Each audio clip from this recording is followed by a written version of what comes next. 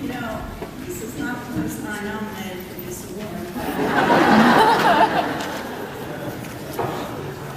And I think I fall more in the category of the subdued but persistent. But I have been pretty persistent for a good many years, not really 50 as it says in the program, more like 40, I guess.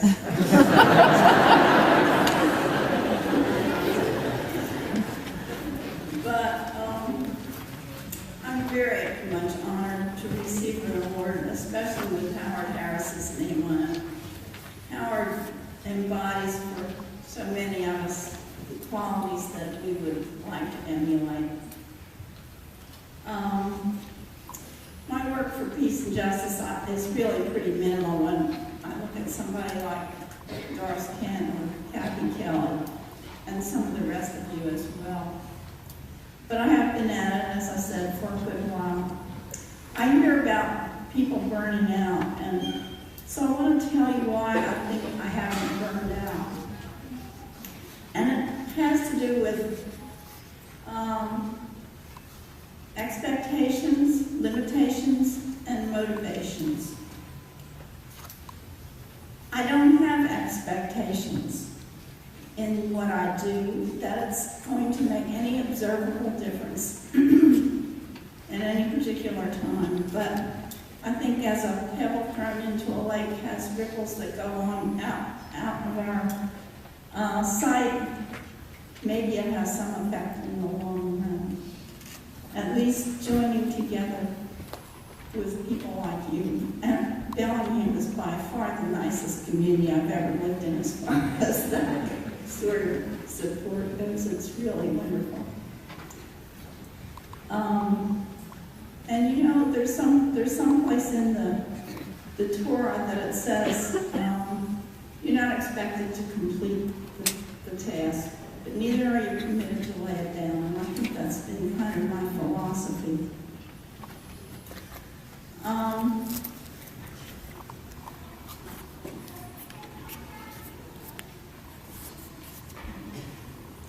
As far as limitations go, I try to pace myself. Don't always succeed, but I need to be aware of my own limitations and not exceed them too often, because when I do, I'm not very effective at anything.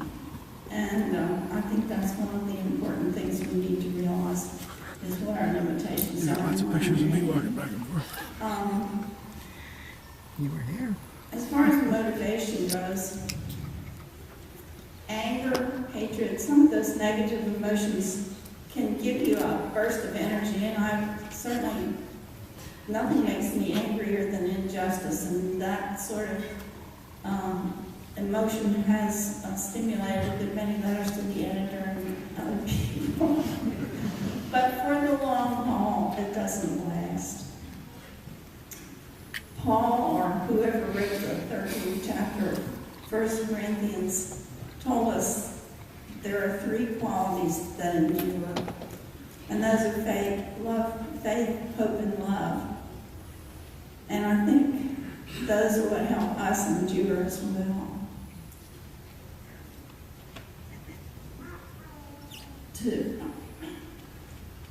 I'm old, I forget what I'm going to say.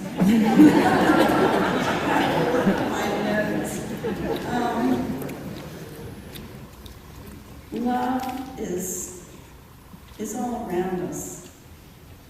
It's the element in which we live and move and have our being. And I think our love for our children and our grandchildren, our friends, for the earth, this is the motivation that doesn't stop. It doesn't go away. It's always there.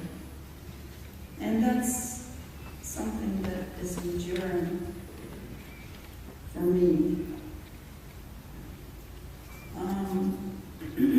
John Woolman, the 18th century Quaker abolitionist, when he felt led to visit the Indians, said love was the first emotion. And I think it needs to be that for me as well. Hope is necessary too, and it's very easy to despair in these days. But you know Paul Hawken, he's an author. He's traveled around the world and he's discovered that there are millions, not of individuals, but of groups in all countries around the world working to save the planet, to bring better life to the people, to encourage justice. And I think knowing that we are not alone in little Bellingham here, and I keep myself aware that this is not the world at all. but there are groups everywhere doing what we're trying to do here. And that is hope. There is hope. And then faith. I think we need to have faith. And whether it's the faith expressed as the founder of Quakers and George Fox did, that God is at work in this thick darkness, or whether it's the faith that Martin Luther King expressed when he said, though the arc of the universe may be long advanced toward justice, or whether it's just faith in the human spirit, si se puede. We have to have faith. So let's keep faith and let's keep loving.